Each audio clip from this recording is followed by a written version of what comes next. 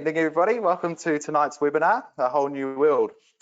Now, if you're expecting an Aladdin musical, you're probably not gotten to the wrong place. However, I think we'll be doing one better tonight. We'll be focusing this webinar to place a spotlight alongside working with students with special educational needs. We'll be unpacking some key areas to keep in mind for you next amongst these settings. We do have an all-star cast joining us, so you're in for an absolute treat. There'll be some expert knowledge that we'll share. We'll give you some really practical resources, a dash of confidence, and hopefully inspire you to explore opportunities outside of what you already know. Now, before we start picking brains, we'll introduce ourselves so you know exactly who's who and where we're from. So I'm Kaylee, I'm from ANZUK. I work alongside the special educational needs schools in the eastern suburbs. I've been with the company for 3 years now, and I was actually a teacher in my past life. I taught secondary PE and health. I'll pass over to Scott to introduce himself and let you guys know what he's doing for the night.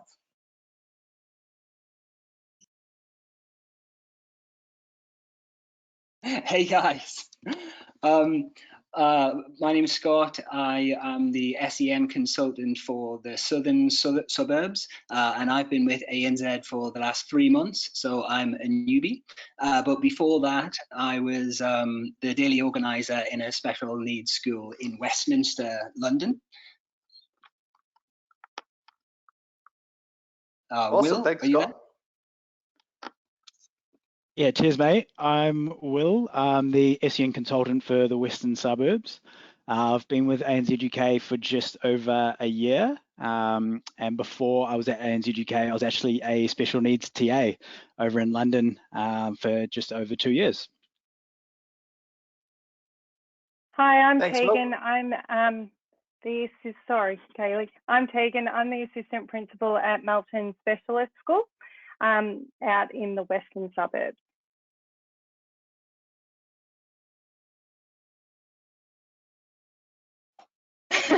Hi everyone, my name is Amy. I'm out in the eastern suburbs at Croydon Community School. I've been teaching for about 8 years. And we work with young people who cannot or choose not to be in mainstream schooling. Brilliant. Hi, and I'm Laura. I work in the PN school, which caters for specialist students aged 5 to 18 years. They often have a diagnosis of physical disability and/or complex health impairments. Fantastic. Thank you again, ladies. Really appreciate you joining us tonight. We're very lucky to have you. And you can tell I'm very excited because I was jumping in every time someone finished talking. I just didn't want anybody crossing over with any of the talking and whatnot. But the plan for tonight will be as follows. Cool. So Will's going to lead us through a bit of a special education needs toolkit. It'll work alongside a handout, which I believe I've shared with everyone. If you want to post in the questions if you haven't received that, and I'll start working in the background to see if I can get that out to everybody. But Will's going to share that with you and give you some key tips and tricks when working in not just special educational needs schools, but also in other schools as well. Tegan's then going to lead us off with our guest speakers. She's going to be talking about the scope of students and special educational needs settings and also some associated needs that come with that.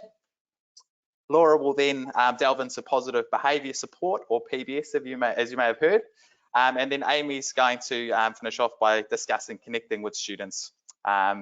So yeah, really awesome lineup for tonight. We're also going to have a Q&A session at the end. So we have allocated a fair bit of time for that. So I'd really encourage you to post questions throughout this webinar, and we'll be collating them and pitching them towards our guest speakers tonight. Now, to kick things off, we're just going to run a poll just to understand our audience a little bit better. So we'd ask that you select whether you're a teacher or a teaching assistant and whether or not you've worked in a special educational needs school before. Now, there might be some troubles with the poll. I know that in past ones, some people haven't been able to answer the question. So if you are experiencing that, then feel free to just throw your answers in the question section. So I'll launch that for you now. I'll give you about 30 seconds to answer that.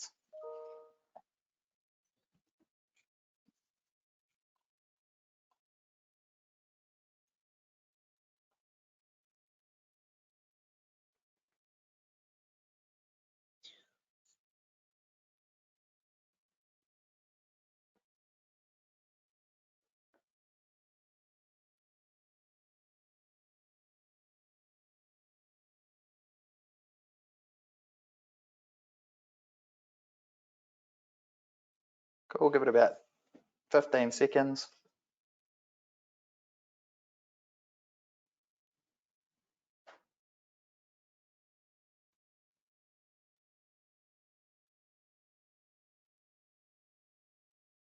Fantastic, thank you for that. I will share the results with you now so you can see. So we have 55% of our attendees are teachers, 22% are teaching assistants, and 11% of people have said that they have or have not been into a special educational needs setting before. I probably should have been a little bit more specific. You were able to vote for multiple, and so we're hoping to get you to answer both questions under one. Next time I'll note that we might do 2 different polls. But really great to see we've got a large teacher audience as well.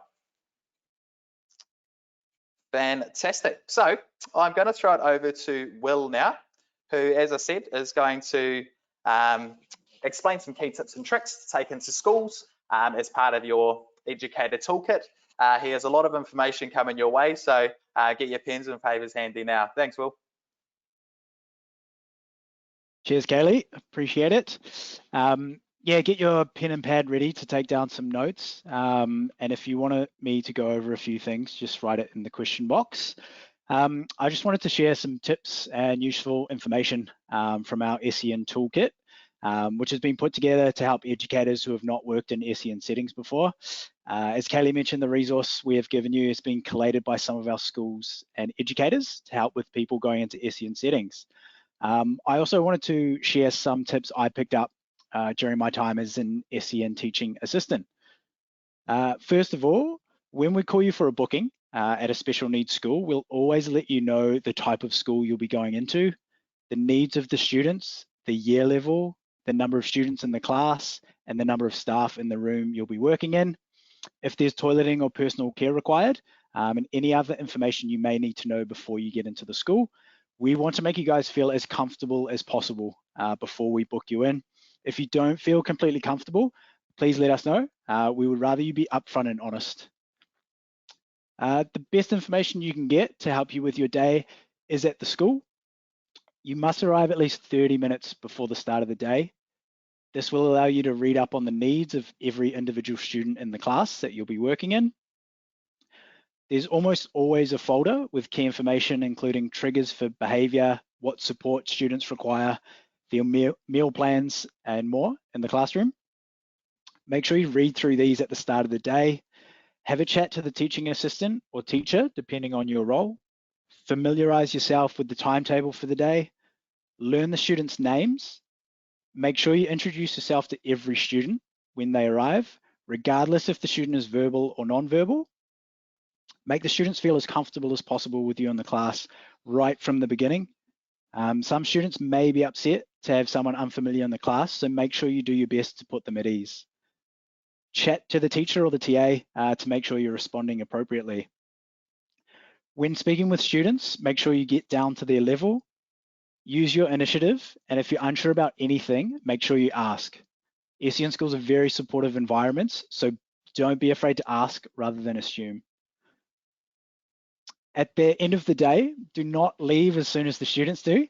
Once students have left the school, make sure you go back to the class, ask the teacher or teaching assistant if there's anything else you can do. For example, some marking or do the timetable to prepare the class for the next day. Make sure you leave the class cleaner than you found it. If you're a teacher, make sure you leave some feedback for the teacher you're replacing. If you're a teaching assistant, ask the teacher for feedback on your day. Ask if there's anything you could have done better. Whether it's your first day at school or your 100th, make sure you treat every day as if you're on trial for a full-time job at the school.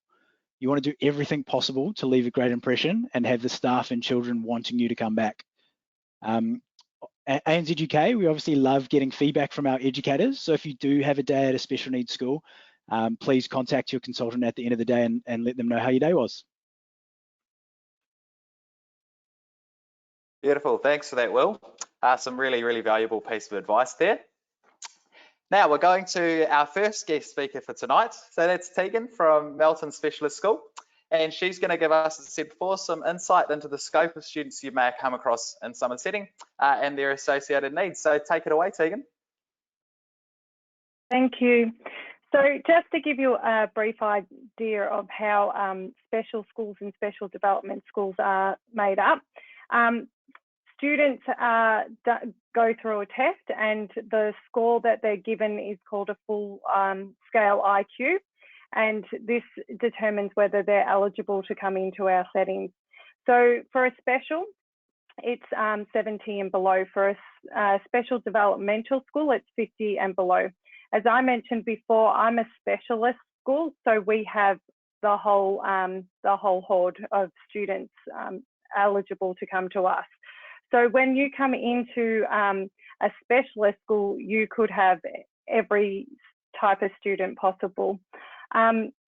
We work with students. Our students are ungraded, so we're not like a mainstream school. You don't come into a year 7 class, you go into a class of 12-year-olds.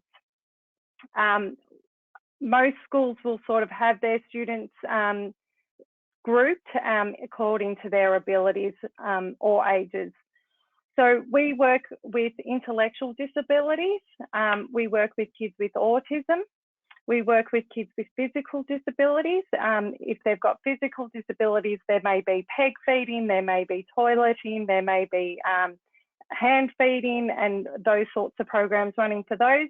We work with students that are non-verbal as well. So we'll have communication programs running for those students. So they might have an iPad, or they might have picture exchange that helps them to communicate. We've got students with acquired brain injuries, students that have intellectual disabilities because of the trauma that they've had in their early years of schooling. But then we've also got students that have Prader-Willi. But for a lot of our, for special schools, the main focus is their intellectual disability, unless you're going into an autism specific school, which is obviously their requirements are autism. So as I was saying, most of our students are grouped according to their ages because we are ungraded, and we're usually a primary to a secondary. So you could be working one day with little 5-year-olds that still come across the big 18-year-olds as well. Our focus for our students are around their communication, their personal and their social. And when they leave us, we want them to be independent and able to function in society in a work placement or a day service, those sorts of things. So we really focus on making sure they've got those life skills down pat rather than the academic components. We still, a lot of special schools run VET programs and VCAL programs, so we still have those components of a mainstream setting. We still have curriculum, we do follow curriculum, so we've got maths and English classes happening, but we focus more on the A to D levels for some of our students, more than, you know, they're in year 10, they're going to be doing physics. Yeah, so when you come into a special developmental school or a specialist school or a special school, it's all about what those students need to be independent and to be able to achieve. We focus on their strengths, not on what they can't do, because a lot of our students have lots of good things that they can do, and they are able to function within their world with those strengths. So there's those things. We also have ILPs, which are individual learning plans. I think most schools call them individual learning plans or individual education plans. And they're our focus as well on the personal, social and communication. Some have them around their curriculum. It just depends. So when you go in, if you're going to do a bit of a longer placement, ask about those things, because we like it when everybody's working on them so that they're on their right path. Yeah, I think I have covered everything. Is there any questions? Because I did go a bit fast. I think you absolutely smashed it. If you ask me, I think that was great. So thank you. Thank you. I think it's a great way to set it off. As Tegan did say, we will have a specific Q&A session after the three presenters have finished. So just make sure if you think of any questions now, start firing them through, because Scott will be looking at the question box, and we'll also be managing that too. So yeah, make sure you keep those questions coming, and we'll start answering those at the end of it. Cool. So our next speaker, Laura, she'll be speaking about positive behaviour support, or PBS, as I said, which is a valuable tool in any setting. And I'm not trying to steal your limelight here, Laura, so I'll throw it your way and let you give us the goods. Thanks, Kaylee. Okay, so yeah, positive behaviour support it's just as it says. It's a positive preventative strategy or support that is put into place to reduce incidences of challenging behaviour in a positive way, and to enable students to build the skills necessary to be able to self-regulate on their own. This may mean that for some students, we use social stories, which helps the students to identify ways they're feeling and assist them to choose a particular coping strategy. A social story is a specific story tailored to individual students' needs. In 2019, the Department of Education Victoria developed a framework called the School-Wide Positive Behaviour Support, SWPBS, which you may hear of when you go into some schools. It can be implemented across SEN and mainstream schools, from students from foundation to year 12. I've personally been to a number of special schools where the framework's been individualised and implemented and discussed as parts of staff meetings, so you may hear that along the way. There's three tiers to that, sorry. The first one, which provides supports for all students, staff and settings. The second tier gives additional support to some of those more at-risk behaviours that students may display. And tier 3 is those specialised individual systems for students who may have high-risk behaviours. When working in special schools, you're more than likely to be working alongside one or more educational support staff in every class, depending on the variety of students and the severity of the educational needs in the classroom.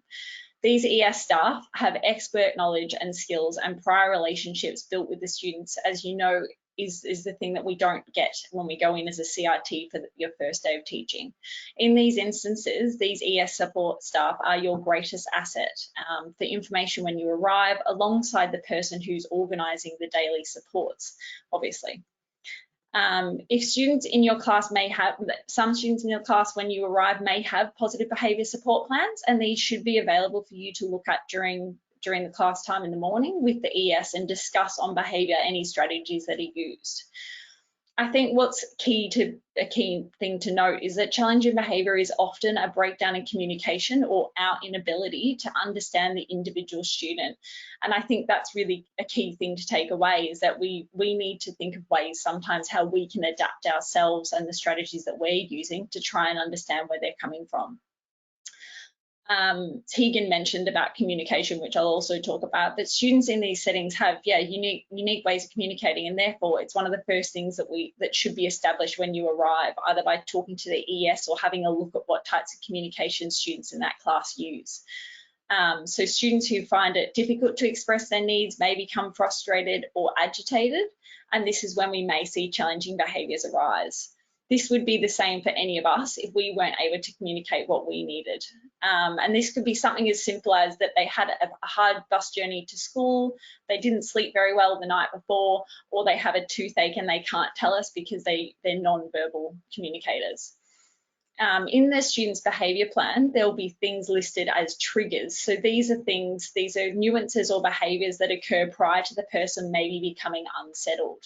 So examples of some of these triggers might be vocalising particular noises, or hand flapping, rocking back and forth, or task avoidance, and some of you might be familiar with this.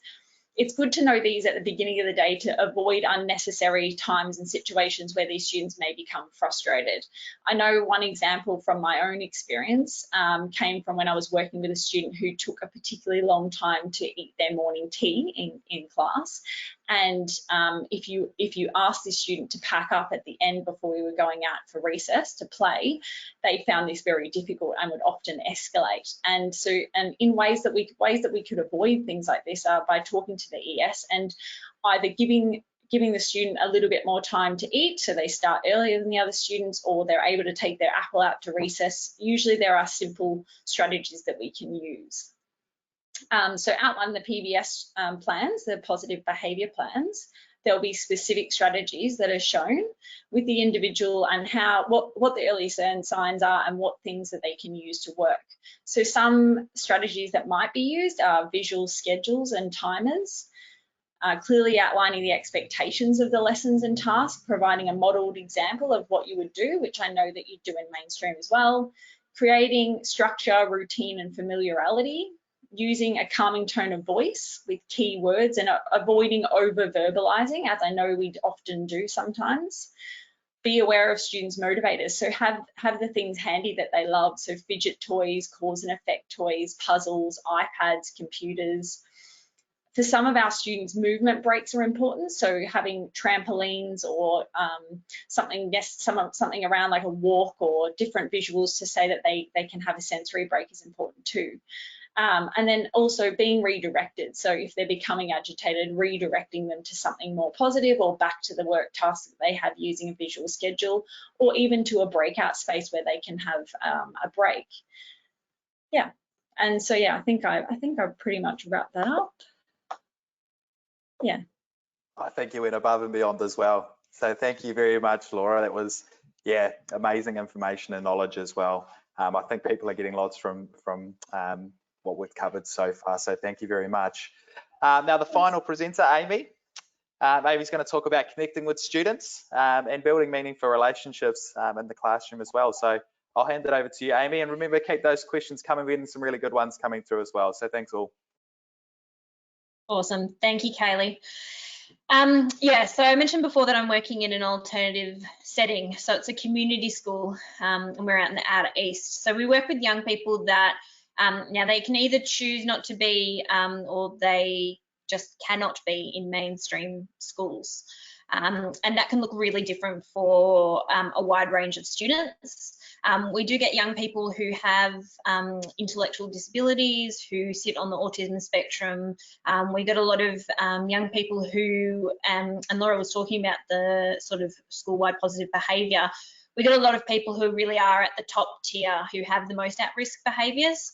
So we have young people who are out in our community displaying a lot of at-risk behaviours in their non-school time. A lot of school refusal, a lot of mental health. So a lot of those things do occur in, or all of those things do occur in other schools, but for them, these are barriers that significantly prevent them from learning and learning at a mainstream school. So we find that the most important thing at any school is relationship. And that is potentially really hard when you're coming in as a CRT.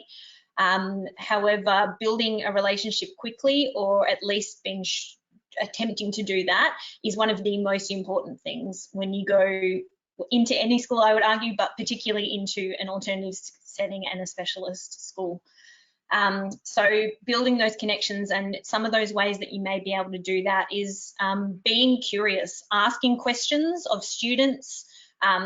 Laura mentioned before asking questions of ES staff or TAs, because they are the people that are there, observing how they're working with students and asking questions of them. So it's really about, particularly for our students, they often have never felt empowered in their learning or in their lives a lot of the time. So giving them some of that empowerment back is something that we really work towards, and allowing them to have an authentic voice in their learning. Laura mentioned as well about the idea of communication, and Tegan's also mentioned that tonight, and that every behaviour is a communication. So every behaviour is an unmet need, and it's our job to be able to find out what that need is and attempt to support the young person to fulfil it, or help or us to fulfil that need for that young person. sorry, I am looking at my notes here while I'm doing that. Just so. It's really about, for particularly our young people, getting down on their level, and I know Will mentioned that a little bit earlier, actually equaling out that power balance, particularly for our young people who have not had great experiences in the past with the education system, who do not have a lot of faith in the education system or a lot of faith in adults in general. We are in a lower socioeconomic area and do have a lot of young people who have suffered a significant amount of trauma, neglect, and cycles of that in their family, generational or family really. That is a significant barrier that also stops them from engaging in their learning. So giving that equal power, just even by being physically at the same level as them, to have a discussion with them, to have a chat, it really does go a long way, and it's a really simple thing that we can do. I did say, like, it's not easy for our young people to trust in our environment and in the specialist education system. It's not easy for the kids to trust. So to try and to start building up that trust is really key when we're going in there as CRTs. For us as well, it's really important to spend time working on communication skills, personal and social capabilities, and for as Tegan said, that sort of functioning in the workplace, going out, we want our young people to go out into the workplace and have a pathway. So we work with our young people on individual learning plans in a passion-based way. So they're all on individual learning plans, and it's based around whatever they're passionate about. So aside from the fact that I now have a lot of knowledge about Pokemon, which I didn't have before, I get to do really cool stuff. Like, I have a student at the moment who is designing his own architectural model based around a Victorian era castle mixed with some English, I don't know, but it's 2 models that he's drawn and put together in that. And another young person who's building a 9 1/4 gauge train thing. I'm learning as we're going as well. So we really are about that strengths-based model, and that's something that we can be really curious about. We can ask a lot of questions about, even if we don't know about it. Our young people are not vessels that we as teachers and we as TAs come in and just fill up.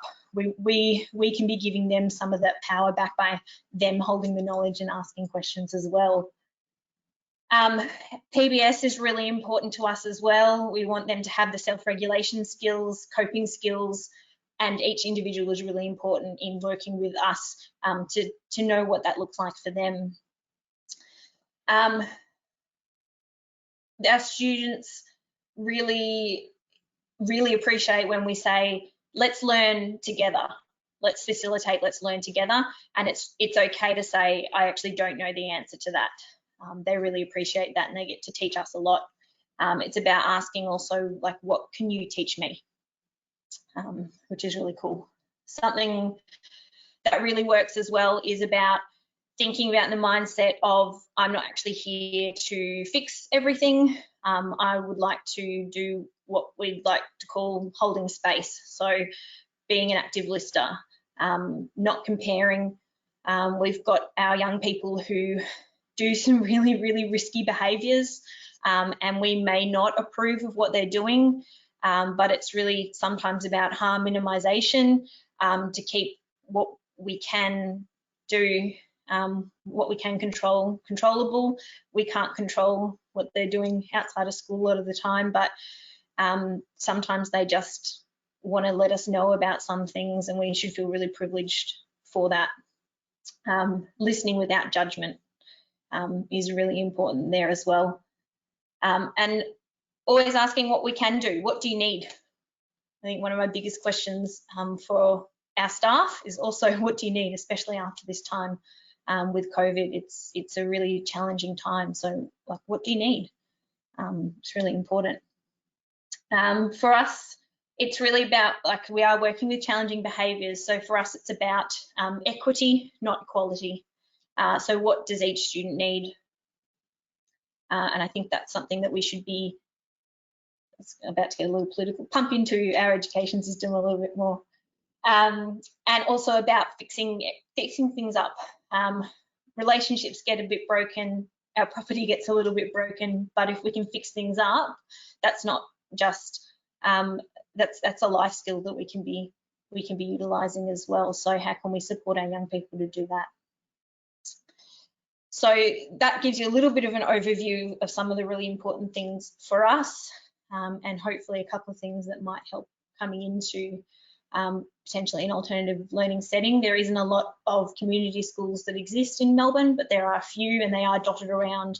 There's a couple in the west and a couple in the north as well. So there is a few of us around, and they're really fun places to be as well.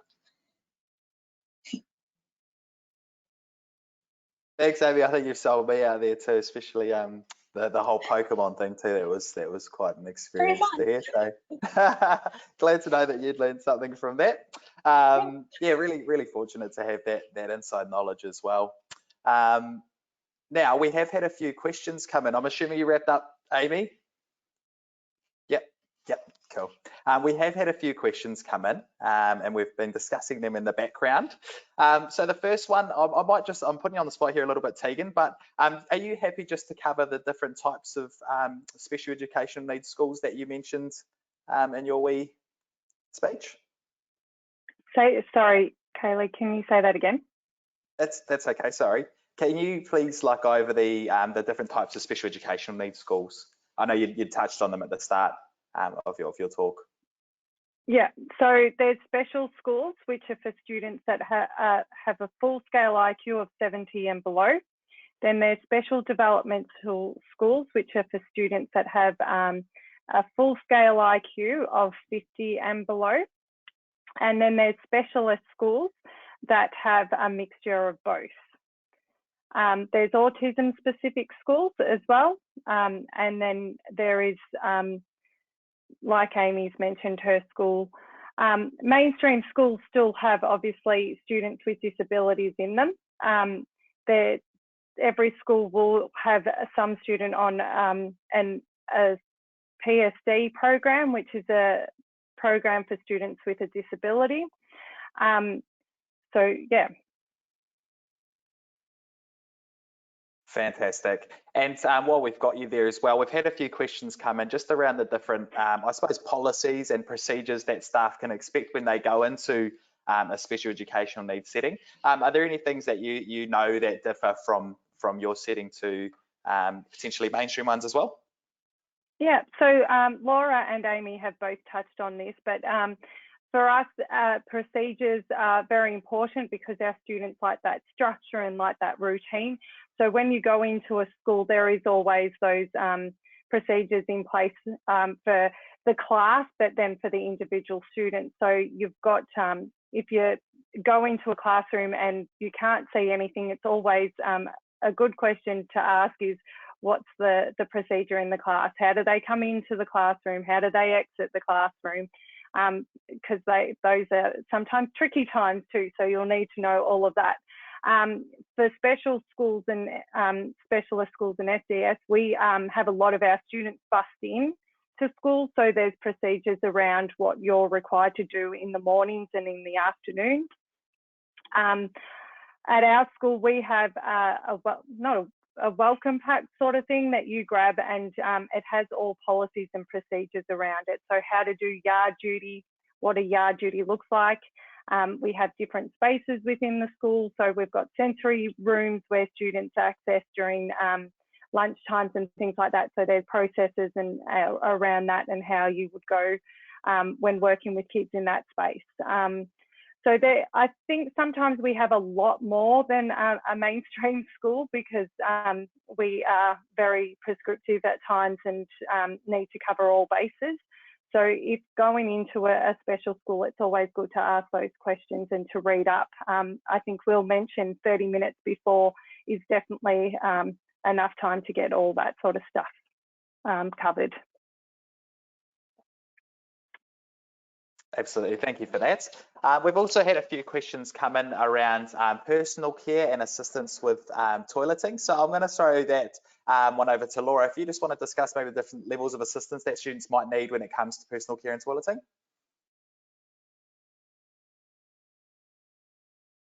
Unmuting. Thanks, Kaylee. Yeah, I mean, personal care is something that happens in most special needs schools, and obviously, again, like Tegan was saying, there's procedures about how we do this and how different schools have different policies as you go across. Within each class, each student will have you'll have an idea of what students have toileting plans. I think another key takeaway is that toileting is part of their education. It's something that we need to focus on. It's a skill that we need to develop from early years right through. You might find in some schools there are secondary students who are still in nappies or need help with that kind of thing. And whilst this can sometimes be confronting, it's something that we need to get on with, and we need to talk to ES staff about how that's done. So for some students, that might be the use of a visual schedule. So you're just going to the toilet with them and they're using a visual schedule to understand the steps that are needed. For some of those students, it might be needing to help them, fully assist them to do those things. For some students in specialist settings like ours, you might need to hoist them to change them on a change bed, but it depends. Some schools have different ways of doing that. I know some schools have personal care teams, or some have you'll do it in pairs. It just depends on the school itself. But asking that daily organizer or your ES staff what procedures are in place for your particular students is important, and following those policies. Yeah.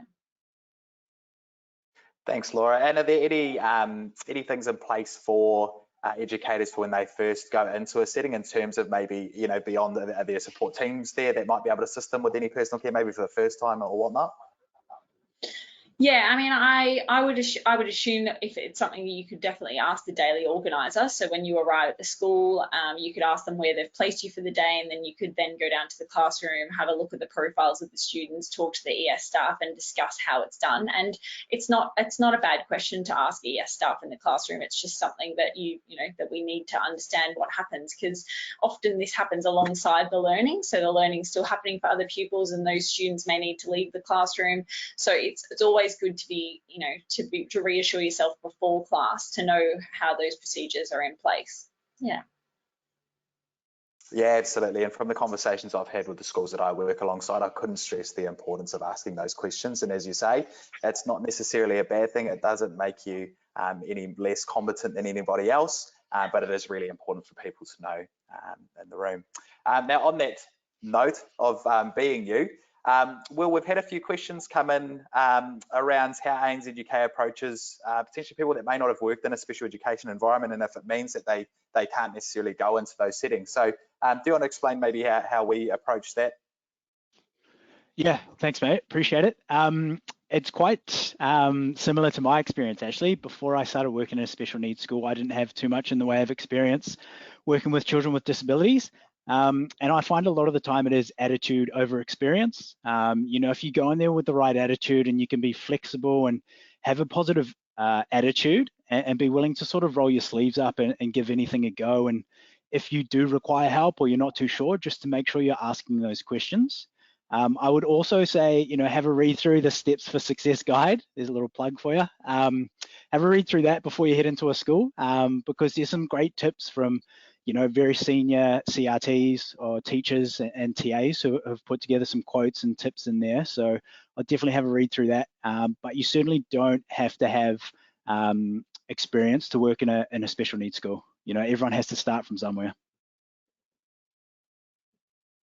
Absolutely, and I might throw over to you, Amy, and just put you on the spot. I know that I worked alongside Amy for about a year as when she was doing a daily org role at Croydon Community School, and there were times where you had people that came in the door that might not have ever stepped foot in a special needs school or a community type setting. What sorts of things do you think people need to bear in mind when going into your setting? I think Will's exactly right. So it is more about choose. There's my dog.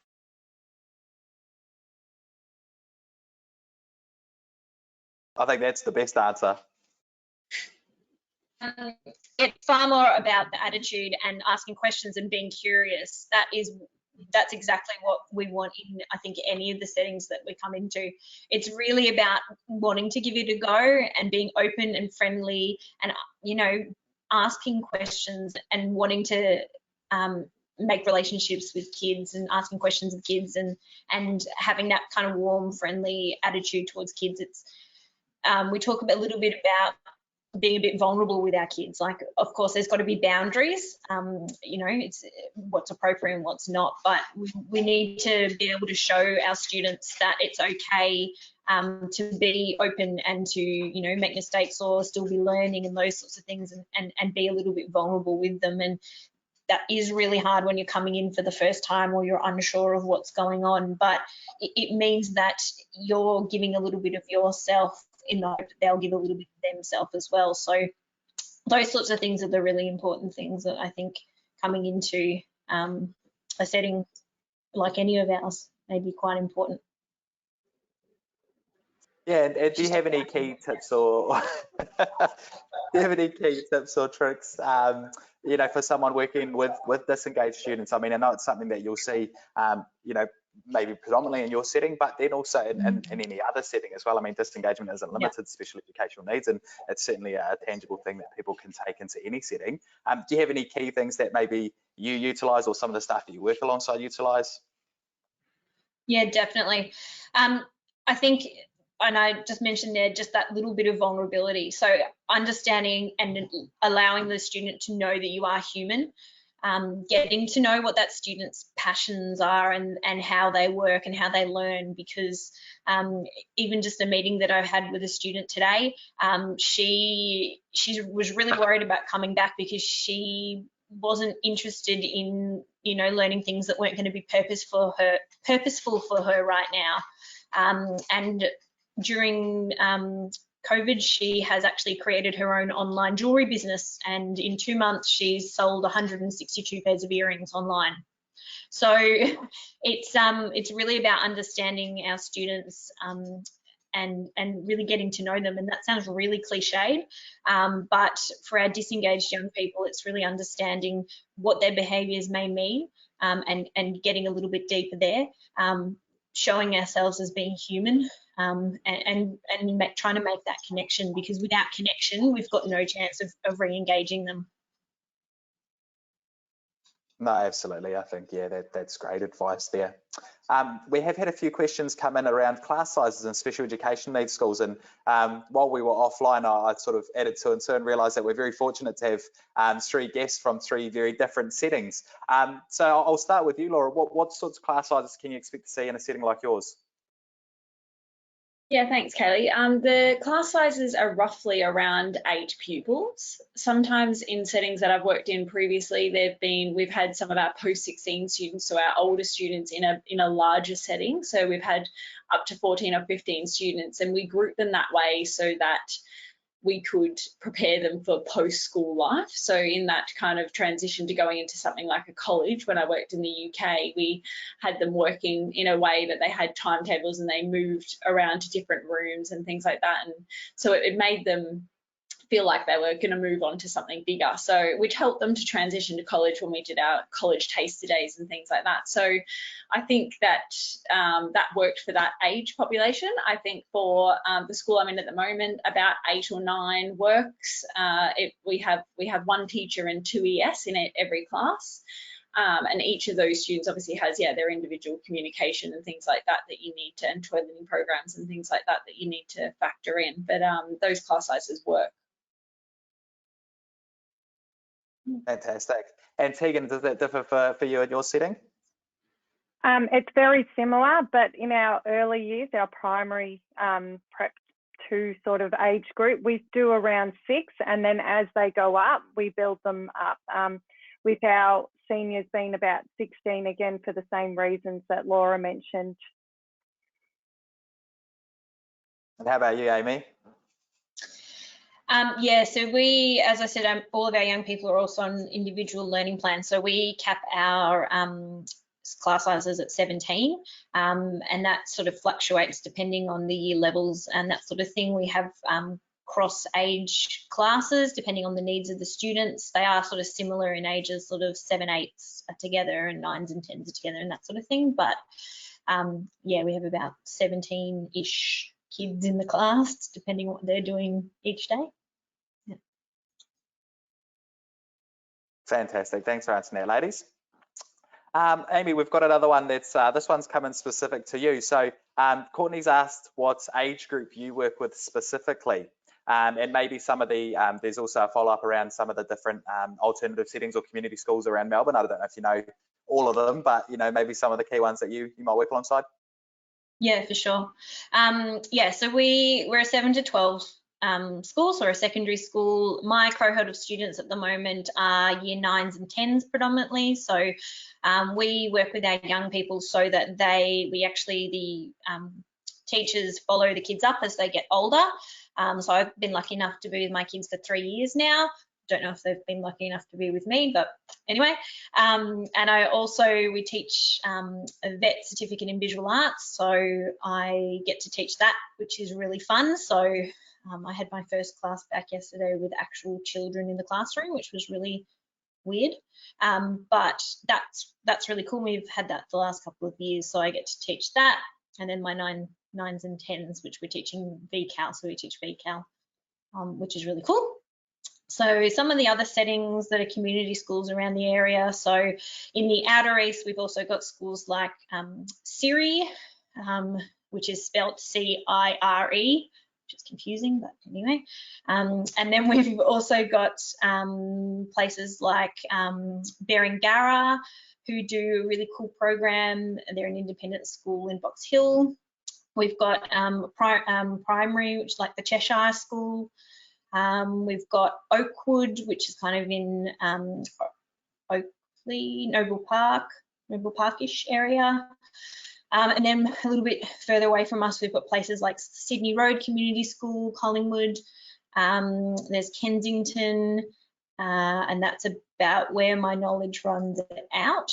We do have a community school like conference, but that's about where my knowledge runs out, unfortunately. But you can do a bit of Googling, if that helps. Yeah, I think if in doubt, ask Dr. Google, you're spot on there. But no, thank you for that. I think you gave us more than what we'd asked for, so really appreciate that. Tegan, we've had a few questions come in around the needing special ed qualifications. There goes my doorbell. Yeah, special educational needs qualifications to work in your setting. And a lot of people have been asking around if they are primary qualified, are they able to work with some of the older students in your school as well? To answer the last question first, we don't mind what sort of qualifications, if it's primary or secondary. We run something I didn't mention. We're funded on a primary base model, so we have our students for 5 sessions a day. We do have specialists, or I know we do, but teachers get 3 hours of planning time a week. So we have our students for maths, English, science, all those things. So it doesn't really matter if you're primary trained and we put you in a secondary class. It is a very similar model. With the qualifications for working in special ed, we'd love you to have a qualification, but it's not a prerequisite. You're a teacher. We work with so many different students. So I was mainstream. I taught in mainstream for, I think, 10 years, and then happened to go into a special setting and just loved it, and have been there ever since. I lied. I did go back into secondary school for 3 years, but missed my special ed setting, so went back. I have a master's in special ed. There is those qualifications. To get into leadership, you need it, but to be a teacher, we don't mind what you have. I don't know who said it, but you just need to have that. You want to give it a go and come in with that open mind, I think, is the key to working with us with special education. Fantastic, thank you for that. We've had a few questions also around routine in and amongst your schools, and that may differ from mainstream and what people may be familiar with. So Laura, in terms of working in a setting like yours, what would you say routines are commonly going to look like? Yeah, of course. So routines are similar. Again, like Tegan, our students are all bussed in.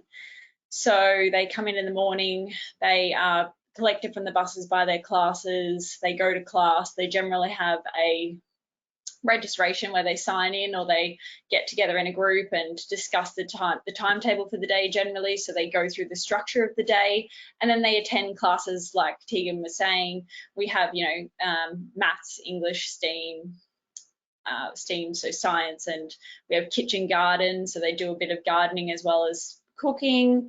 And then we have specialist classes, so we have art and music and those types of things. We have some music therapists that come to classes, so there's all those specialist programs as well, which are great. And then bike riding, so there's different sessions throughout the day. PE as well, obviously, so very similar to what you will see in a mainstream setting. At Nepean specifically, we have an hour-and-a-half block in the morning. They have specialised eating time and then recess, and then they have a 2-hour block in the middle, then lunch and play in the afternoon, and then an hour at the end of the day before they're collected. And then again, the same thing happens. They go out to buses. Obviously, that routine looks very different at the moment because of COVID. It's all very staggered, and there's lots of space in between these sessions for cleaning. However, the students all understand that routine, and as I said, it's strongly supported by the visual schedules that they're given within class. Yeah, I think that visuals was certainly a key thing to take away as well for people. And Tegan, does that differ from your setting or your school? No, very similar, very similar. We, of course, everything is different at the moment, so everything is staggered. We have a 2-hour lunch break now, so we can fit everybody in. So it's just something to remember that change isn't an easy thing for our kids. So if you're coming into school currently, it is a bit harder because of the changes that we've had to make for COVID. Absolutely. I think everyone's experiencing that. And as you say, I think some of your students may be taking that a little bit tougher. Amy, is there anything in terms of your school that routine or the structure of the day may differ? So particularly for my school, we do kind of work on quite a primary based model in that our young people, so we are a secondary setting, but our young people are in quite in their sort of home group for 90% of the day. So we have a morning block, recess, middle block, lunch, an afternoon block. A lot of our students were getting public transport to school before COVID, and some of them get parents to drop them off. We're really big on the fact that whatever we would like you to get to school on time. If you cannot get there on time, turning up is better than not turning up at all. So we work with students on their individual needs because we have a lot of young people whose mental health are not great and school refusal was a big issue. There's a lot of young people who it's quite hard at home to set boundaries and things in terms of night routines. So we're finding that's quite an issue. But in terms of the day, they're then in their classes working on their individual learning plans. So that's, 17 different kids working on something different. And we do a lot of one-on-one facilitation. So we're more like a facilitator in the classroom then. We may have some short explicit lessons. Our senior years are doing BCal, so there'll be some short explicit lessons on, our communication or literacy and our numeracy and our work-related skills. And then the students are kind of applying it to their areas of passions and their things that they're really excited about. So it's a little bit different in the fact that they're mostly with their one cohort for most of the day. Yeah, fantastic.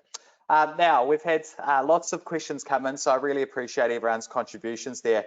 We are running very low for time, but Tegan, did you want to touch a little bit on allied health team and also supporting it around the classroom before we wrap things up? Yeah, so we are very lucky. Unlike our mainstream schools, we have an allied health team. So on in my school, we've got a psychologist, we've got I think 3 speech pathologists, we've got physiotherapists, occupational therapists, we have a youth worker, and they also work within the classrooms and support classroom teachers to run the different programs that students require. So Laura was talking about toileting. Our occupational therapists will get in and support with those sorts of programs, eating programs.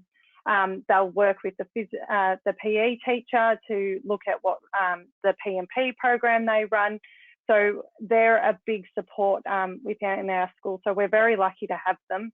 And they will often come in and check in on CRTs just to see how they're going and if they can help with the programs that are running within that classroom as well. So always look for them. They're very helpful. Fantastic, a great piece of advice for people. Well, we are out of time. So thank you very much once again, ladies. I really appreciate it. I'm actually myself very excited and overwhelmed with all the information and insight you've been able to give myself, and I'm sure everyone else that's attended is very much feeling the same.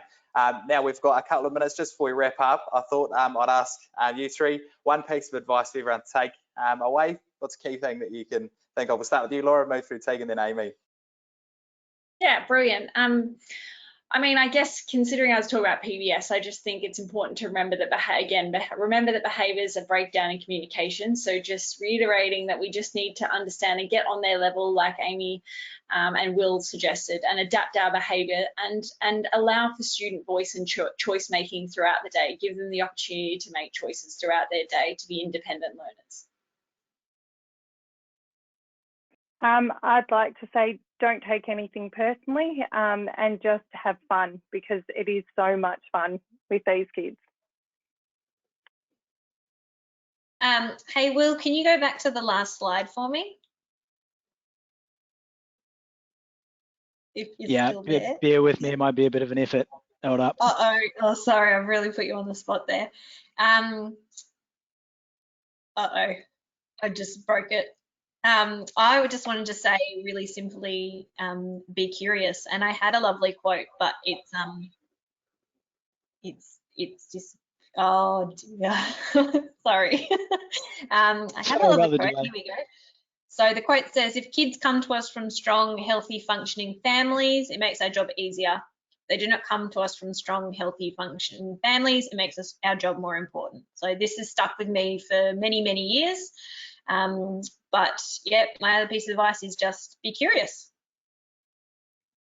Fantastic, three great pieces of advices. Once again, thank you, ladies, so much. We really, really appreciate your attendance and insight. It's invaluable what you've shared tonight. But that's it from us. Have a great night, everybody. Stay safe and healthy. There will be a survey that will pop up. We really appreciate your feedback there. But as I said, have a great evening. Thanks, everyone. Thank you. Bye.